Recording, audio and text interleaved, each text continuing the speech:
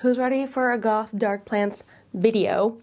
I know I'm a little bit late on Halloween on this one. You know, things happened. It didn't happen before Halloween. That doesn't mean I can't be excited about all of these plants still. I very much so am. I did a video like this around this time last year, and I wanted to share my updates on all of those black plants with you, as well as share all of the new ones I've gotten, because I actually have several more this year.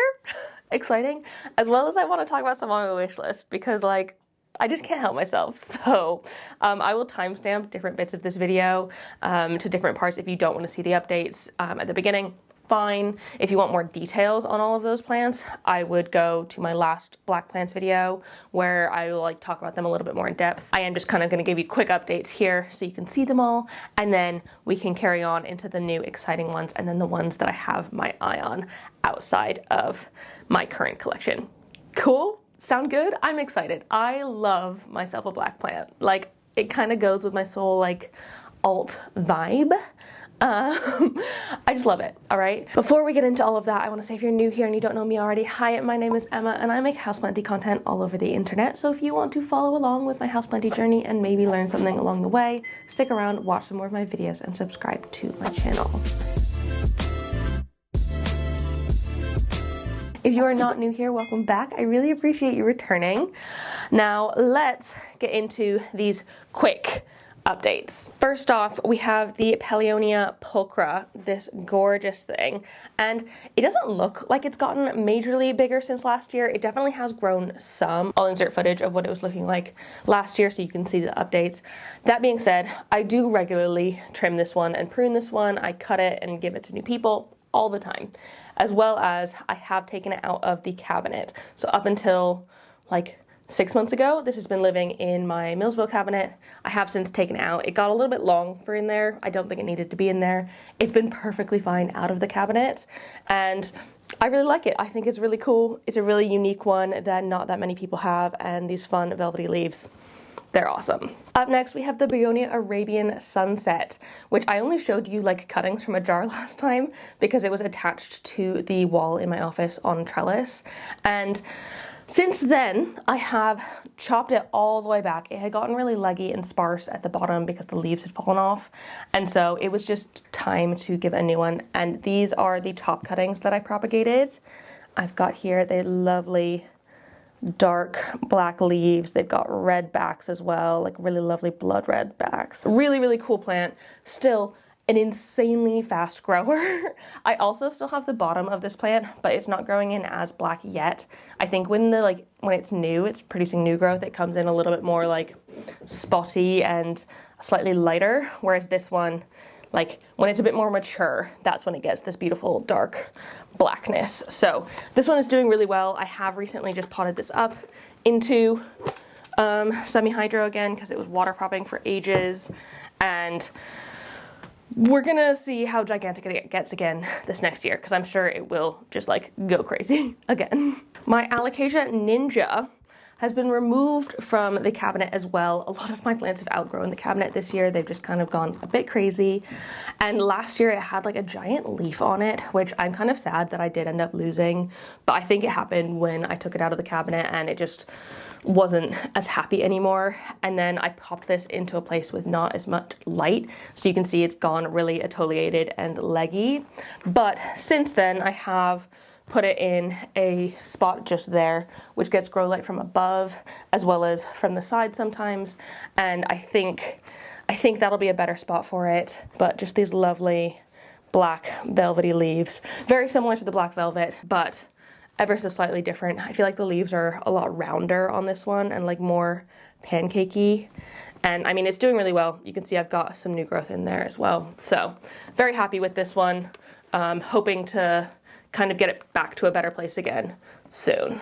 My Begonia Black Forest doesn't look all that different from last year because I have just taken some cuttings off the top of it to bring to the recent plant swap, so it's not looking that different. It has branched out a little bit more down in there and it has gotten taller, but I think like this is what I'm talking about when the bottom leaves of the begonia kind of fall off. I think I need to like chop and prop this one a little bit more and maybe put it into a bit of a bigger vessel. Maybe no drainage, because a lot of my begonias really love no drainage. But I freaking love the shape of the leaves on this one. They're getting really, really big and beautiful and nice. Oh, I love it so much. I'm obsessed. My quintessential black plant, my ZZ Raven, is actually doing a lot better than it was last year. It was definitely looking quite sparse last year, and it has since filled in a little bit. I don't know if you can tell, hopefully you can, but it has definitely filled in this time. It is still just sitting in a dark corner, not getting very much attention or light or anything, and absolutely thriving. I love this one. I don't pay attention to it at all, and it still just does really well. Maybe it's a little bit leggy still.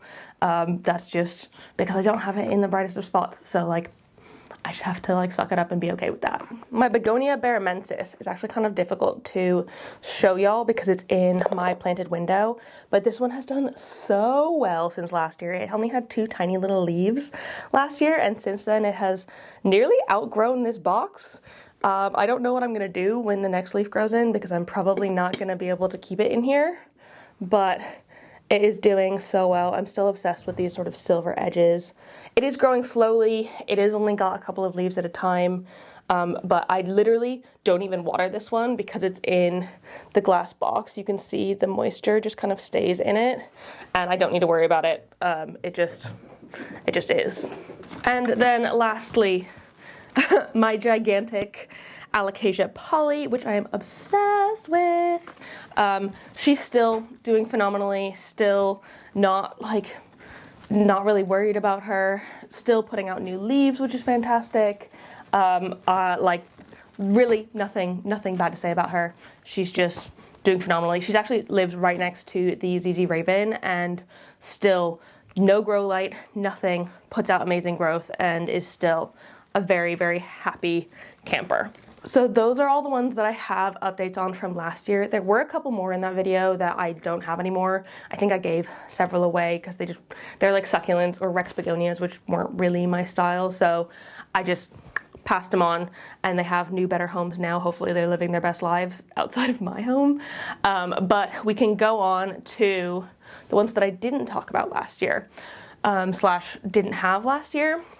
I don't know why I didn't properly talk about this one. I think it was because it was in a stage of like disrepair at the time, but my begonia black velvet, I have had this plant for years, and I think in 2024 it was genuinely really struggling. I had to chop it back to nothing. I think it might have had 1 leaf at the time of that, and so I had to kind of restart it from nothing and then pot up some corms as well. So these are the corms of the plant from last year. The plant from last year is currently living in my pond box. I'm not going to pull it out. It does just have 1 leaf on it. It's really not that exciting. This one looks so much nicer already, but I absolutely love the black velvet. You can see it does have a little bit more of an elongated leaf than the Ninja, while still having the same sort of velvety black surface. This one is, aside from like it going into like full dormancy and back, pretty easy care, low maintenance. I think that is just something that happens with alocasias. After a while, they do get tired. They can go into dormancy and you might have to start them over. I've done that with several of my alocasias and it's been absolutely fine. So I'm really not worried about it. And I don't it's not a problem with this one. But I just love this plant so much. It is so easy. All of my alocasias in my entire collection are in semi-hydro, and I think that has been the best thing for my alocasias because it means that they are getting plenty of water. That being said, I need to refill this reservoir at the minute. Doing really well in this situation, and I can hopefully get it to grow a little bit bigger in the next year. The other one that I didn't talk about, and I don't know why, is my Alocasia Regal Shield, which I do have here, and I did have last year. Don't know why it wasn't spoken about. Probably because, again, it wasn't doing phenomenally, but it is getting a little bit better. It has been a bit more of a struggle Alocasia for me, which I don't understand because I see so many big, beautiful Regal Shields online. I don't know. I'm not gonna pull this one out because it is kind of a bit unruly, but someone has recently given me or I swapped for some baby corms that I am growing separately, which eventually I'll probably pop into the, like, my big plant so I can have multiple plants in the same pot. But just for now, having it separate is probably nice, just to like make sure this one acclimates to my home okay. I did just get this one, but it is popping out a bit of new growth in there. How freaking exciting is that? It's doing so well, and I have heard that these grow like crazy. That's not personally been my experience. I've found them a little bit difficult for alocasias. I don't know. That's just coming from me, and I feel like I'm pretty good at alocasias, so I don't know. But I do find this one to be a little bit more finicky and a little bit more cycling than a lot of my other ones have. This one currently has 3 leaves on it, this being the biggest one, and this is the oldest leaf as well. I don't know why. I really don't know why it doesn't want to keep producing the big, beautiful Regal Shield leaves, because like I'm obsessed with them. I cannot wait to one day have a gigantic Regal Shield, because like, oh, they're so nice.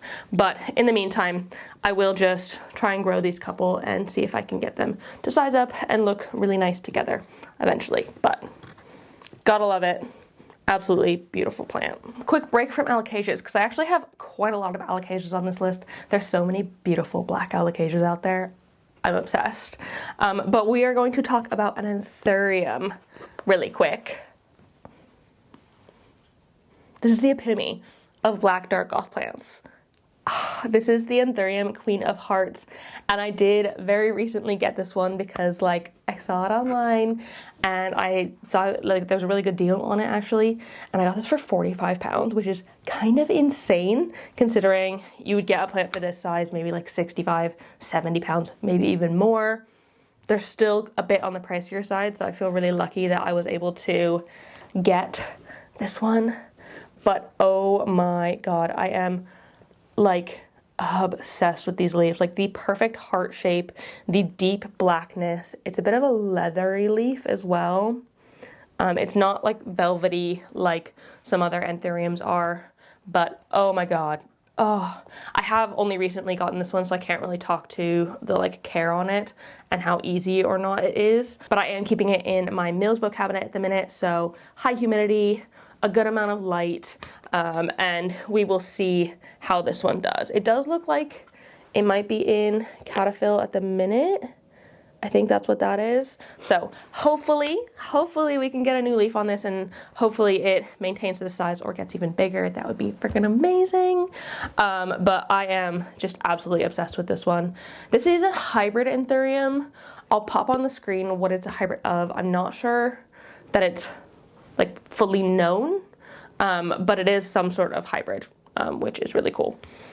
So hopefully that means that it is a little bit more robust than some of the like non-hybridized anthuriums. But I love it. Like I did kind of get it, not necessarily for this video, but like just to add to my black plant collection, because that is something that I'm very regularly looking for new plants in. Up next, we have another alocasia, the Alocasia Black Magic. And hello. I am absolutely obsessed with this plant. It has, I think, gone a little bit leggy for me. It was definitely much more squat before. I think that's a kind of common theme with me and alocasias. They do tend to just get a little bit leggy in my care. Maybe I do need to be putting a little bit of brighter light on them so they can grow a little bit more compact and less exfoliated, but I don't mind. It doesn't really bother me too much. I can always like put a stake in them to help them stay more upright if they need it. But this guy, it has like the lovely leathery black leaves, and they're like so smooth and like perfectly black dark loveliness. I might need to repot this one fairly soon as well, mostly just because I kind of want to pot this deeper in there, because it looks like some of that stem would be perfectly happy going underneath the substrate so it can like root more. Maybe that would help as well with its like slight unbalancedness. You can see it's not fully standing up straight at the minute. But yeah, I just love this one. I think it is so cool and I can't wait to see how it continues to grow for me. And then the last alocasia we've got here is my Alocasia Antoro Velvet, which is like a velvety black instead of a leathery one. It's got these like really fine hairs on the leaves and it is just so beautiful. The backs of these leaves as well, this lovely dark purple color. It is just stunning. You can see mine is not looking its greatest. Again, this was much squatter when I originally got it and I feel like I'm only just getting back to the point where it is staying a little bit shorter. Like this newest leaf, it is staying a little bit shorter. I have this one in, actually I did have it in my Rudsta. I moved it recently to out here to get the grow light from above because that is a very strong grow light and I think that will definitely help this one as well as the Ninja, which lives back there as well, to hopefully not be as long and tall. But this one also has lovely like sort of dark deep red stems, which is fun. This one's like medium care, I'd say. It's not the easiest of alocasias. You can tell I've like lost several leaves from it. It's not looking insanely amazing, but it is still like, it's not hard, if that makes sense. I don't find it difficult, and I think a huge portion of that is due to the fact that I have it in semi-hydro and it absolutely freaking loves that. You can see it's got roots coming out the bottom there, which is fantastic. But it is just so beautiful and was definitely a wish list plant that I was able to attain this year, and so it's very exciting for me. And then the last plant that I have doesn't look black now. It does not look black now, but this is a Solanum ulinum. I'm not really sure on the pronunciation of it, but this is greener because it is a top cutting and so it's new growth. You can see the bottom portion of it is going a little bit darker than the top, but this one, oh my goodness. I'll pop pictures of like the mature ones online or like a bigger one that's like more black. Holy cow, it is like the coolest, craziest, like sort of jiggly goth dark plant. I'm so excited to see if I can get this one to grow well for me. I have heard they're a little bit difficult. I have heard they're recommended to go into terrariums. I'm personally not going to keep mine in a terrarium if I can at all help it, just because I don't really have the space for that. I have seen them grow on like huge big moss poles, which like, oh, that is something I really want. Maybe I'll like join it in with a moss pole on another plant as well. I've never done that. I've never put two different plants on one moss pole, so maybe that's something I can try. But I think this one is so cool. I have very recently gotten this one at the plant swap, so I can't really like talk about the care fully. I have heard they are a little bit difficult, but I'm hoping that I can get it to grow well. The new growth coming in is so stinking cute. And even if it's not black yet, you can kind of see where it's hinting to come in around the edges of the leaves. So I have high hopes for this one. Whether or not it works out, we'll find out. We will find out. But yeah, it's so pretty. Okay, now let's sit down and we can talk about some of my dark goth wish list plants. Oh my goodness, some of these are so spooky and creepy. I really want to get my hands on them. So I'm going to be looking at these on my phone the same time I'm looking at them with you because, Okay, the first one is the Batman Piper. Excuse me. It is like this beautiful, it's not quite batwing shape. I've seen plants that look a lot more bat-like. It looks like what a batwing is made out of, and I feel like that's why it's called the Batman Piper. Like the leaf itself, it kind of has this like wrinkly, like fuzzy characteristic to it, and with the like arches around the edge.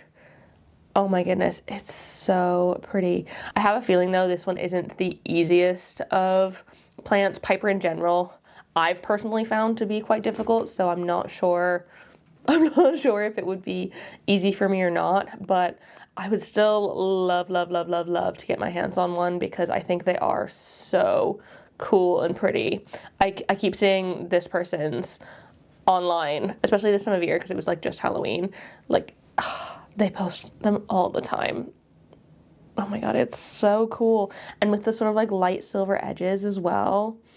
It is such a cool, fun plant. Oh my god, look when the leaves are a bit, I don't know if that's smaller or bigger. But like they almost kind of look like they've got spider webs on them as well. Like I said, I don't know if that's hair or like leaf wrinkles or veins on them. It must be hair. It looks like it's hair. Oh my goodness, these are so freaking cool. I would love to get my hands on one at some point. Like I said, I don't know. I have a feeling it would be quite difficult, so I'm probably not going to be able to necessarily grow it well, but maybe I should just have the confidence in myself and like trust that I can do it, because I probably can. I might need to put it in a terrarium setting, but like I think I could definitely do it. Ooh, this person's got one in fluval. Y'all know how much I hate fluval. I don't hate it, I'm trying. But, oh my goodness. They're so cool. I don't know how expensive they are either though, so I don't know if it would be actually easy to get my hands on one or not. To be honest, I've not like tried, I've not like looked up and seen the price of them. Mostly because I think I'm a bit scared, but I think I could probably do it. Anyways, I want it. So this next one, I have previously said that I don't think I would want, but I think I have changed my mind on it. I want to try it. It is the begonia ferox, and the whole leaf isn't black, but it does have black spikes in its leaves. Like, what the, look at those spikes. It is so cool and weird, and like, oh my gosh, they come in like a little bit red at the beginning. They are amazing. Like, look at that. Again, living in Viridian. This person has like all of the cool dark goth plants. I love it. But this is just such a cool one, and it's so fun. And like, I really want to try it now. I think now that I'm better at begonias, because previously when I said I wouldn't want one, it's when I haven't been as into begonias, and now that I'm much more into begonias, I feel like I can better give it a go. Whereas like before, I just like didn't have the confidence in it, but now I think I could manage it. And like, it's got spikes. Like black spikes. That's so fun. The only thing though is the backs of the leaves. Let me see if I can find a picture. Oh my god, look at those spikes. The backs of the leaves. If you have, is it trypophobia or something? I'll pop up on the screen. The one where you're afraid of holes, you would not like the backs of these leaves because these spikes are hollow, in that the backs of the leaves are just covered in holes. And I can totally see why some people might not like that. And who knows, maybe I won't like it. We'll see. I think they are so fun and cool. I feel like these wouldn't be that difficult to get. I've seen them around in my time. I was kind of hoping that someone might have some at the plant swap the other day. And I think someone did have them, but they might have swapped it before I was able to get to it. So it just didn't happen, but I do want to get my hands on one soon. So maybe that'll be something that I get maybe early next year, if it's still on my list. Oh, look at that. So fun. Next up is the Scindapsus silver dark form, or Argyraeus dark form. This stunning beauty. Look at the blackness of these leaves. They are so dark. And with like the silver spots on them, oh my god, I am literally obsessed. Most of the ones I've seen have been from Scindapsus borneo, these guys, and I talked about this one in my wishlist plants video, the one from each genus, because this is one that I would absolutely love to add to my collection. But I don't think they're that easy to come by, at least on the, like in Europe. And I've also heard that they can be very difficult. They need quite low light in order to stay this like sort of dark black color. If they're getting higher light, they will probably go greener. That does make sense, because typically dark black plants, they don't need as much light because they're so dark. They absorb a lot more, and they need less to photosynthesize. from what I understand. And if you put them in a brighter spot, they can go lighter in color in some instances. Not every plant does that, but some plants do. And I have a feeling this Scindapsus is one of them. Like you can see at the bottom, it's like quite green, whereas here, oh, with the silver edge as well. I mean, oh, or the like dark tricolor. Oh my god. Oh, Scindapsus Borneo has like so many stunning Scindapsus. Like the Black Mamba. I've tried one of those before. It did not go well. But I would absolutely try this like silver dark form. I feel like that would be my preferred next try with the Scindapsus. Oh my god. I love it. This is a weird one. It is so weird. I am obsessed. It's another alocasia. Y'all know I love alocasias. But it's black, and it basically doesn't have leaves. It is the alocasia flying squid. Like, how freaking cool is that? It is so dark and weird, and it looks like something out of the ocean. Like, I understand why it's called a squid. It looks like a sea creature for sure. But these, like, sort of black, dark, purple-green stems. Oh, my goodness. Oh. I mean, yeah, there you go. And, like, the weird thing is it doesn't really have leaves. Like, it kind of has them at the tips of it. Let me see. This one's kind of, you can kind of see at the tips of it, it has like a little some, but like not really at the same time. And I don't think all of the plants, like not all of the stems have it as well, which is so weird and so fun. I've never actually seen one of these in real life. So maybe that's something that I should seek out in the future, because I think they are so cool and weird and like spooky and funky, and they kind of look like weird tendrils coming out of the sea. I am absolutely freaking here for it, and I would love to add one to my collection. Now, if I could, oh my goodness. They're just so fun. Look at that. Look at the form of them. I feel like I could take some like really, they're either going to be really great to take pictures of or really terrible because they're so like odd shaped. Oh my goodness. That is so cool. And those black stems. Stunning. Okay, next up we have another begonia. It is the Begonia Fanny Moser, which I haven't really seen much in the UK, but oh my goodness, they are so, so cool. Again, beautiful dark black leaves, but with those silver spots on them, and with the sort of like ruffly edges that you see in a lot of really cool begonias. Kind of like, it's not as like elongated as the Sophie Cecile, which in theory I probably could have included in this list because that one can produce really nice dark black plant, like black leaves. Mine currently isn't very dark, and so maybe if I do this video again next year, I can give an update on that and show you what it's like. But the Fanny Moser, it's just another one. It's kind of like the Black Forest in sort of coloration, and y'all know I love a cane begonia. There's really not that many pictures of them out there. Like when I search it, I just get, again, living in Viridians. Oh my god. Look at that. It is so cool. It's stunning. And like this one, it's just a photograph of it. But holy cow. And like the rest of these pictures, they're just like other random begonias that aren't it. Ooh, what's this? Ooh, Begonia Mary. I need to look that up. I've never heard of that one before, but I am already obsessed. Of course, Living in Viridian has one. Oh, look at that. So cool. Okay, well, new wish list plant. Oh my god, I want it. And like a little bit greener as well sometimes, but like that's pretty normal. But like the shape of this leaf with all of those jagged edges on it, that is so fun. And like how dark it is. And like when they come in all red. Y'all.